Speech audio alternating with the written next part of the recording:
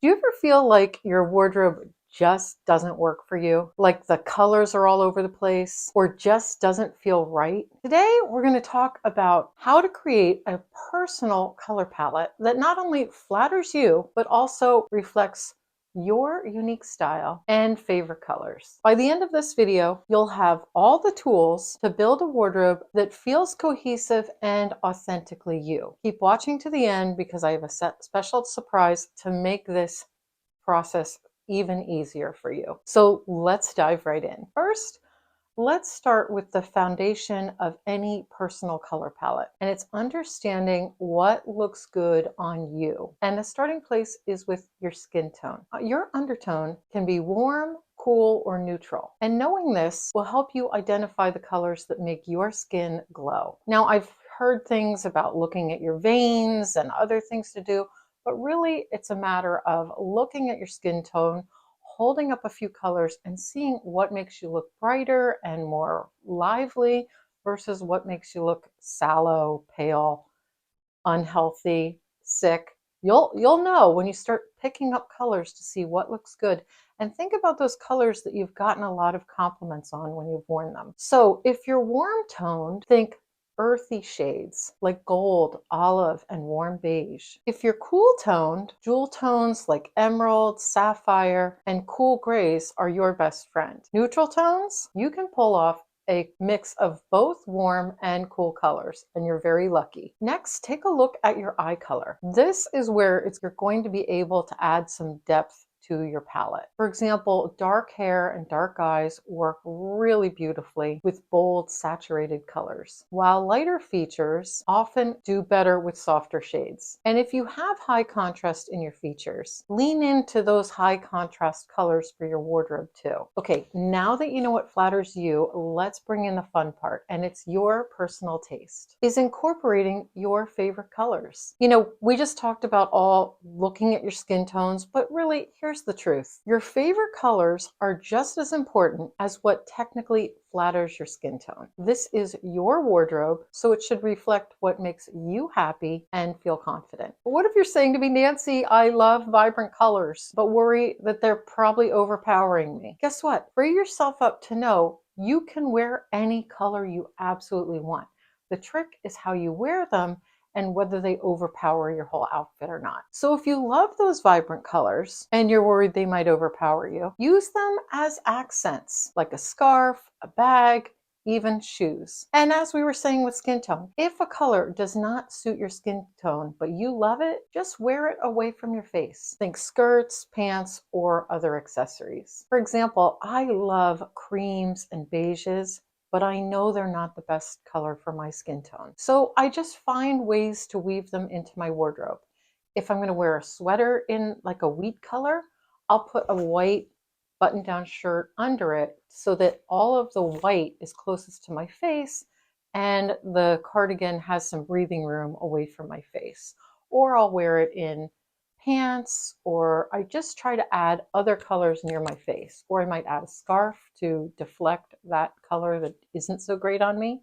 So those are just some quick and easy tricks you can do and keep wearing the colors that you love. I have another tip for you. Think about what these colors say about your personality. If you're drawn to bright, bold shades, it might reflect an energetic, playful lifestyle. Muted tones like olive or dusty rose often can reflect a more calm, understated vibe. Your color palette is an extension of you, so lean into the colors that really make you feel like you when you wear them. Section number 3, audit your closet. Now, to build your palette, I don't want you to go get rid of everything. I actually want you to start right in your closet. Pull out the pieces you wear and love the most. You notice a pattern? Maybe you've unintentionally collected a lot of navy, blush, or earthy tones. And these are really great clues to your base colors. Once you identify these, think about your neutrals, because these are actually going to be the workhorses of your wardrobe. If you've watched my videos, you know I always talk about essential basics being the workhorse of your whole wardrobe, and these colors that you're going to choose are really going to be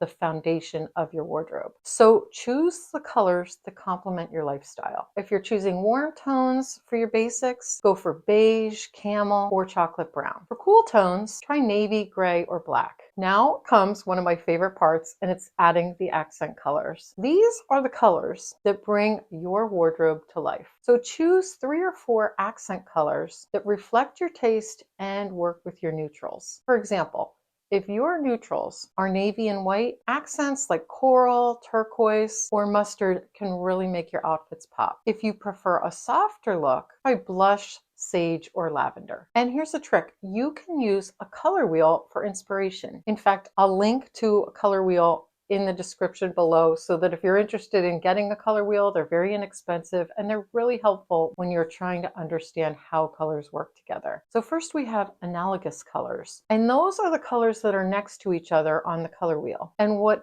is nice about those is they are going to create a subtle, harmonious look to your outfit. And then you can go the other direction and go with complementary colors because they are opposites on the color wheel and they're going to give you a bold contrast. Section 5, personal taste meets practicality. Now we've talked a lot about your personal taste, but now what we need to do is take it the next step and make practical use of your colors. If you love color, you don't need to feel limited to black or beige as your neutrals. Try navy, soft gray, or even warm taupe. In fact, if you want to get a really deep dive on bright colors and how you can build a capsule wardrobe using bright colors, a while back I did a video, you can check it out right here, using all Lily Pulitzer colors, like really crazy brights, but my anchor colors were in white, navy, and gold.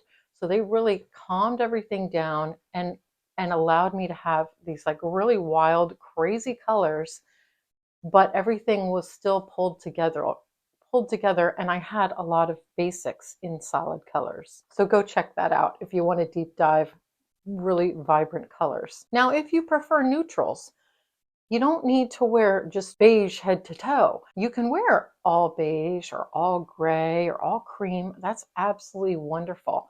But the way you add depth and texture and interest to that outfit is by mixing textures and shades of those colors, like pairing a cream sweater with a camel colored coat, or even the shirt, what I'm wearing today. I've got on navy and blue and white. Well, they're all in the same shade range, and it gives me a cohesive look. And when you're thinking about your colors, you want to remember to think about your lifestyle. For example, do you need a wardrobe that transitions easily between work and casual wear? Or are you all about bold prints and bright colors for every occasion? Your palette should actually complement and work with your everyday life, not complicate it. Section number 6, testing and tweaking your palette. We're diving into this, but you don't have to commit to a palette all at once. Start by just experimenting with accessories. It could be scarves, jewelry, or handbags in those chosen colors that we just discussed. And just see how they feel and look. If something doesn't work, you haven't invested a ton of money and you can adjust it. And think of this color palette and color work as a process that evolves over time. You know, your personal color palette is not set in stone, and it can grow and change as you do. Not to mention, you may love to dress seasonally and add seasonal accent colors such as red for Valentine's Day, red, white, and blue for the 4th of July, orange, brown, and yellows for fall, and even reds and greens for the holidays. So there's that going with color. And then you can also just build your color palette that adjusts as you adjust to your life and whatever you have going on. Now that you know how to build your personal color palette, it's time to take action and make it your own. I created the Perfect Palette Color Workbook to guide you step by step through the process. It's a fun, easy way to map out your colors and create a wardrobe that feels perfectly you. Click on the link in the description to download your free copy and start creating your perfect palette today. What are your favorite colors for your color palette? Let me know in the comments. You know I love hearing from you, and I'll see you in the next video.